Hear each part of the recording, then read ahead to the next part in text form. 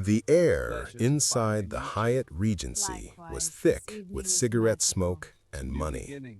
It was 1972 Los Angeles, a city that worshipped one thing above all else: power.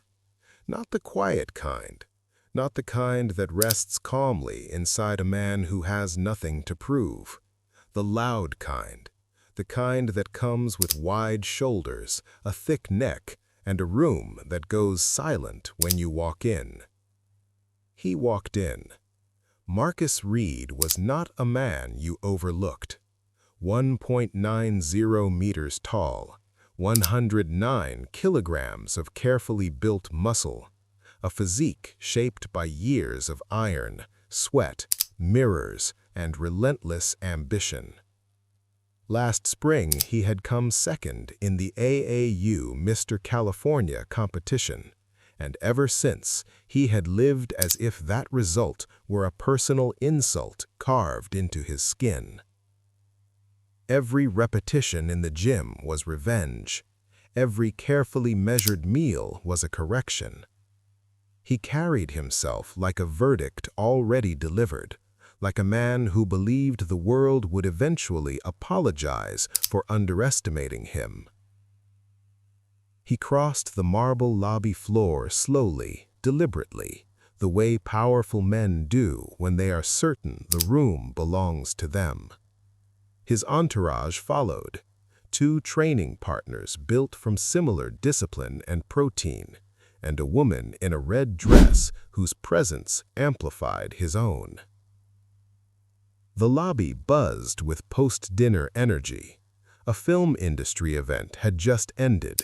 Producers, directors, agents, and rising actors clustered in expensive suits and evening gowns, balancing cocktails and conversations about scripts, contracts, and influence. Deals were implied, but never fully spoken. Laughter drifted upward and dissolved into smoke. Marcus moved through them, expecting the subtle shift he was used to, the glance, the recalculation, the silent acknowledgement of dominance. But tonight, the room was distracted by itself. And then he stopped. Not because someone blocked his path, not because of noise.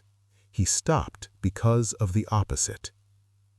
Because in a space overflowing with sound, there was a small, steady pocket of silence near a pillar by the entrance to the bar. A man stood there speaking quietly to a small circle of listeners. He was not tall. He was not broad. He wore a simple dark shirt with an open collar. His arms were lean, defined but not swollen with display. By bodybuilding standards, he was unremarkable. Yet the people around him leaned forward as if every word mattered. One of Marcus's training partners leaned in and whispered 2 words: Bruce Lee. Marcus narrowed his eyes. He knew the name. Everyone did. The martial artist gaining attention in Hollywood. The man who moved differently. But what Marcus saw did not match his definition of power. He studied the narrow waist, the absence of bulk, the quiet posture. He felt something close to offense, that this was the man drawing attention in a room like this. "That's Bruce Lee?" Marcus said, not softly. A few heads turned. Bruce did not. He continued speaking, hands moving with calm precision, holding a glass of water. He smiled slightly, not as a performer, but as someone genuinely engaged. Marcus stepped forward. The circle around Bruce sensed it before fully understanding. They parted instinctively. Bruce looked up. Their eyes met. Later, those present would remember that moment most clearly. Bruce did not flinch. He did not size Marcus up in the visible way men usually do. He simply looked calm, present, almost curious. Marcus mistook that calmness for dismissal. He tilted his head and let his gaze travel slowly from Bruce's shoulders to his chest to his arms, making sure the silence stretched long enough to be uncomfortable. "You're the guy everyone's talking about," he said loudly. He paused. "You're just skin and bones, man, no strength." Someone gasped softly. One of Marcus's partners laughed uncertainly. The woman in red stared at the floor. Bruce held Marcus's gaze for one breath, then another. Then he smiled again, but differently now. The smile began in his eyes. It wasn't mocking, it wasn't angry, it was recognition. He carefully placed his water glass on the ledge beside him. "Do you want to find out?" he asked quietly. 3 simple words. No heat, no raised voice. The lobby seemed to inhale and forget to exhale. Marcus opened his mouth. Bruce moved. There was no dramatic lunge, no shouted warning, just a subtle shift of weight. Marcus's hand had been rising to land on Bruce's shoulder in a patronizing gesture. It never arrived. Bruce's left arm redirected it with a precise outward turn. In the same instant, his right palm pressed lightly against Marcus's sternum. Not violently, not theatrically, just a focused, controlled push. Marcus flew backward. Not a stumble, not a step. His heels left the marble. 3 feet, maybe 4. He collided against the pillar behind him with a dull, hollow sound. His arms, capable of lifting enormous weight, were useless in the air. Silence. Absolute. Conversations froze. Glasses hovered mid-air. Marcus stood against the pillar, eyes wide, chest rising sharply. He had felt strength before. He understood muscle, understood resistance, but this was something else. It did not feel like brute force. It felt like inevitability. Bruce lowered his hand calmly. No triumph, no anger, just stillness. He looked at Marcus with quiet interest. Marcus tried to speak. What came out was breath. Bruce turned back to the circle, picked up his glass, and continued speaking about the philosophy of water, about yielding instead of resisting, about flow instead of force. Marcus remained where he was, processing.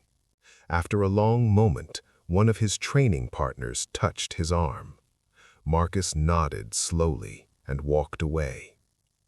His stride was different now, less commanding, more reflective. The question that lingered in that lobby was not what happened. They had seen what happened. The question was how. How could a man weighing 72 kilograms move a man nearly 40 kilograms heavier with what appeared to be moderate effort? The answer did not begin in that hotel.